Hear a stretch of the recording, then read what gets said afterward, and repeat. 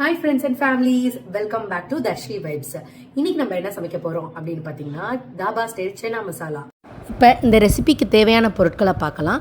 3 பெரிய சைஸ் வெங்காயத்தை பேஸ்டாக்கி அரைச்சி வச்சுக்கோங்க. 3 பெரிய தக்காளியை பேஸ்டாக்கி அரைச்சிக்கோங்க. அதோட கேஷ்யூவும் கொண்டக்கல்லையும் கொஞ்சத்தை ஊற வச்சுக்கோங்க. இப்போ நெய் சேர்த்துட்டு பட்டை கிராம்பு ஏலக்காய் தாளிச்சிட்டு அதோட கொஞ்சம் சீரகத்தையும் போட்டு தாளிச்சிருங்க.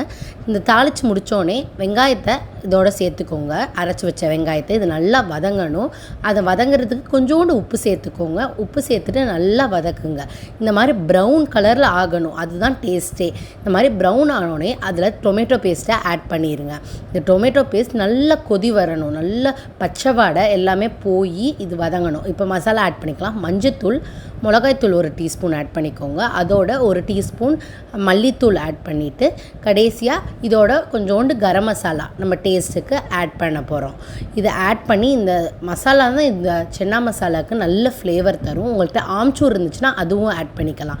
நல்லா கிண்டணும், எண்ணெய் பிரிஞ்சு வரணும் இந்த மசாலாவில். அது கொஞ்சம் தண்ணி ஊற்றி நம்ம ஒரு 15 மினிட்ஸ் இதை நல்லா லிட் போட்டு நம்ம வேக வைக்கணும். அதுதான் ரொம்ப இம்பார்ட்டண்ட்டு.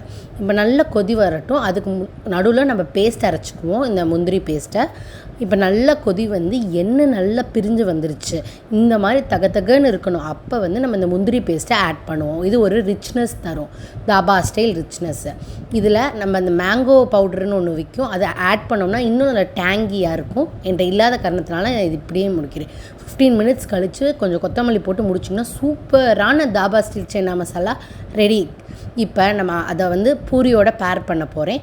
நல்லா புஃப்னு வர பூரியை நல்லா பொரிச்சு எடுத்துக்கோங்க. அதோட நல்ல சுவையான சென்னா மசாலா வச்சு நாங்கள் சாப்பிட போகிறோம். நீங்கள் சாப்பிட வரீங்களா?